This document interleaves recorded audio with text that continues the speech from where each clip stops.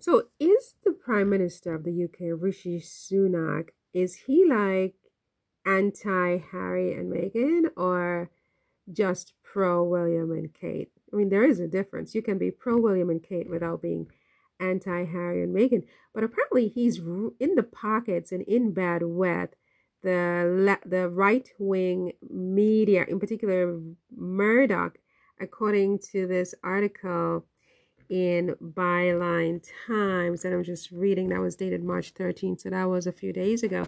It says here, Sunak's private meetings with Murdoch's and right-wing editors were purely social, says government. Voters will never know what was discussed between the PM and media bosses. That's interesting, because we know that the Sun is owned by Murdoch, and the Sun is the one who said they needed to change the narrative about Kate Middleton, which is why they issued that very interesting photo at the farm shop. And it was the same day that Sunak came out and said the nation needs to get behind Kate, and then they brought out the Archbishop of Canterbury at the same time as well. Is this all like an intricate and convoluted, I mean, it just seems like these are all bedfellows who, get together and decide what spin to put on things. And the same people, like this guy was not prime minister at the time, but he was high in the government. He could have issued a statement, defending Harry and Meghan. I don't recall if he ever did that. I certainly didn't see it. Has he? Do you know whether he's ever said a word of support for Meghan? But now it turns out that he's a bedfellow of Murdoch's, whom Harry is suing. And the British people have no idea what he's talking about. And he's meeting with Murdoch not once, not twice, but several times apparently. It says here, the public will never be told what Rishi Sunak discussed in private meetings with members of the Murdoch family and leading right-wing newspaper editors due to them being held without civil servants present or minutes taken, Byline Times can reveal. Now, Freedom of Information requests by this newspaper have revealed that not one of the PM's meetings with journalists or media barons last summer were minuted, with officials describing them as social or informal. In fact, speaking of freedom of information, I saw this YouTube video last night where apparently people have made an FOI, Freedom of Information request, to see the video and to get more information about Kate Middleton's cancer announcement video, including whether any AI at all was used in the video. I don't know how much luck they're having with that. I doubt they will have any luck at all because, the Prime Minister and even the opposition leader, Keir Starmer, I think his name is, are very much courting the media, who is very much behind the Prince and Princess of Wales and against Meghan and Harry.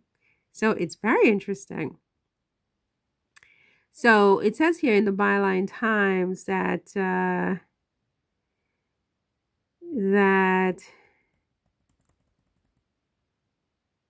regardless of who they're talking to, if official government business is discussed, engagement should always be recorded in an appropriate manner.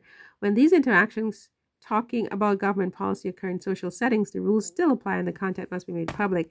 Well, obviously, they probably weren't talking about government business. It says here, Rishi Sunak promised integrity, accountability, and professionalism when he came into number 10. But all we've had since is yet more sleaze and scandal from the Conservative Party, she added. So it says here, Sunak met Daily Mail editors twice in that time while meeting housing sector figures once.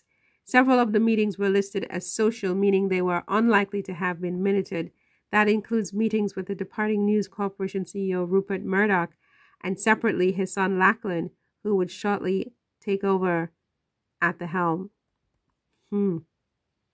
It says here, Alexei Kirkconnell-Kawana, chief executive of independent press watchdog Impress, said, at a time when journalists across the country are being frustrated by low government compliance with freedom of information requests, serious steps should be taken to ensure the public are informed of what is going on in Westminster.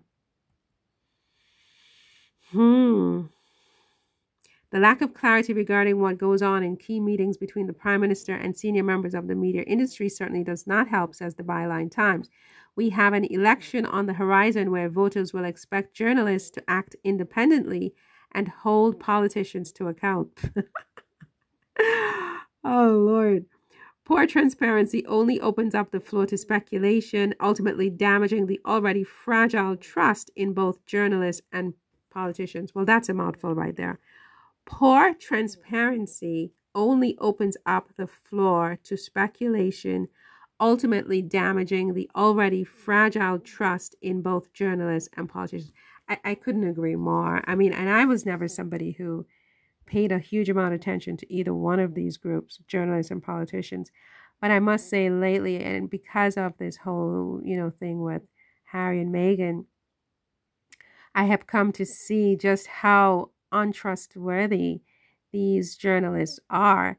And really, the British press is pretty putrid, but they're not the only ones who dabble, in the truth. They dabble in it in the sense that they put their little fingers in it and stir it up and just add a little bit of dash of this and a little dash of that to create a stew that they want people to eat and to drink, but it's not necessarily pure. They corrupt the truth and they spin the truth the way they want. And sometimes they ignore truth and they push lies, or they knowingly ignore truth and push lies.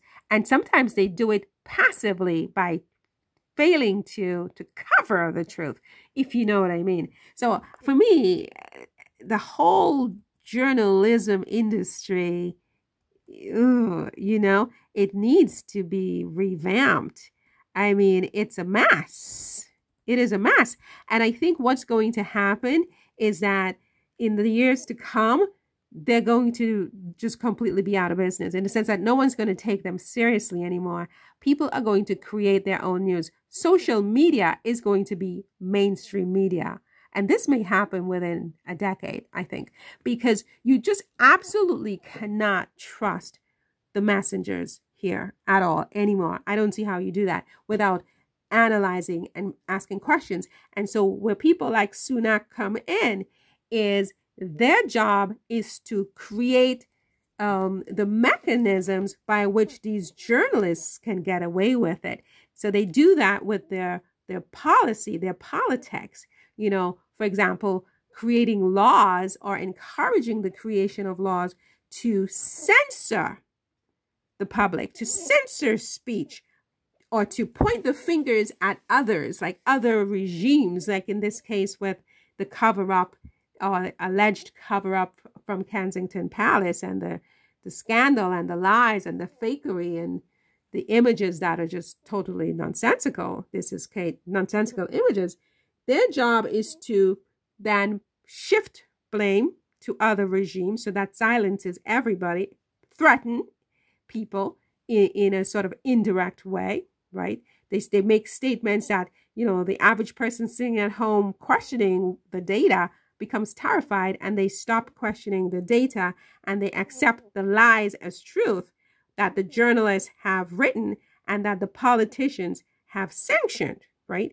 And then they create laws to censor people and to if not just censor them, to imprison them, even kill them sometimes. I'm not saying Rishi personally has killed anybody or thrown anybody in prison, but I'm saying that the kinds of policies that he seems to support will lead there eventually, even after he has left office, because it will set a precedent that those who come after him will follow in his footsteps, right? Because when you start to talk about, calling people in the Sussex Squad terrorists, or, comparing them to agents of Russia and China simply because they're asking questions about data that they were presented by a media that is so corrupt, it's like in your face corrupt.